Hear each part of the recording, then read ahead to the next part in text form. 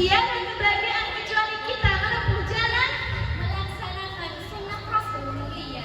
Inilah mengapa pentingnya kita mengikuti baginda Rasul. Ibnu Qayyim menafsirkan dalam Quran surah An-Nisa penggalan ayat 59 Bahwa wajib sebagai orang yang beriman taat kepada Allah dan baginda Rasul secara mutlak, karena itu merupakan kewajiban kita. Nah, kenapa kita harus mengikuti baginda Rasul? Yang pertama, karena baginda Rasul adalah suri tauladan harus kita. Allah Subhanahu wa taala berfirman dalam Al-Qur'an surah Al-Ahzab ayat 21. A'udzu billahi minasy syaithanir rajim. Laqad kana lakum fi Rasulillahi uswatun hasanah. Al-ayat. Sungguh ada di dalam diri Rasulullah suri tauladan yang baik. Yang kedua, perkataan Rasul selalu benar karena berdasarkan wahyu dan bimbingan dari Allah. Nah, dalam Quran surah An-Najm ayat 3 sampai 4, A'udzu billahi minasyaitonir rajim. Wa ma yantiqu 'anil hawa In huwa illa wahyun yuha. Di dalam tafsir Fathul Qadir dijelaskan bahwa Nabi tidak berkata berdasarkan hawa nafsunya, melainkan Nabi berkata berdasarkan wahyu yang Allah wahyukan kepadanya. kemudian yang ketiga, sebagaimana ayat yang telah kami bacakan di awal, dengan kita mengikuti baginda Rasul, maka Allah akan mencintai kita. Sahabat Masda, lalu bagaimana cara kita mengikuti Rasul dan mendapatkan cinta Allah?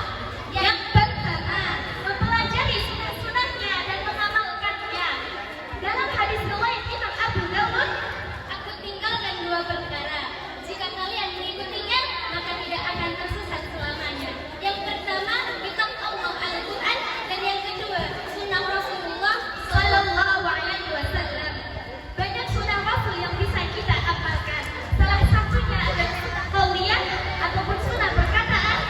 maupun sunnah fi'liyah, sunnah perbuatan, dan sunnah-sunnah lainnya. Baginda Rasul sifatnya sopan. Kita mah masih suka berkata kasar. Baginda Rasul wajahnya ramah. Kalau kita kadang masih suka marah-marah. Ingat, baginda Rasul sabar, baca Al-Quran dan yang lainnya. Yang kedua, Kita harus mencintai baginda Rasul. sabda Rasul 3 hal. Barang siapa yang memilikinya, maka ia akan merasakan manisnya keimanan. Salah satunya adalah mencintai Allah dan baginda Rasul melebihi yang lainnya. Hadis riwayat Bukhari Muslim. Siapa yang cinta pada nabinya, Pasti bahagia dalam hidupnya.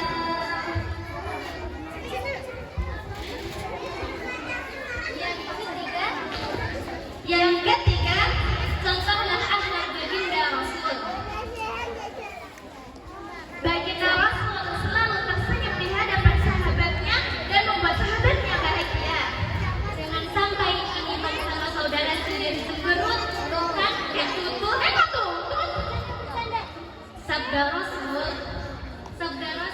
senyuman di hadapan wajah saudaramu bernilaikan sedekah bagimu. Hadis riwayat Tirmizi. Nah, selain yang tadi tersenyum tadi, baginda Rasul juga tawadhu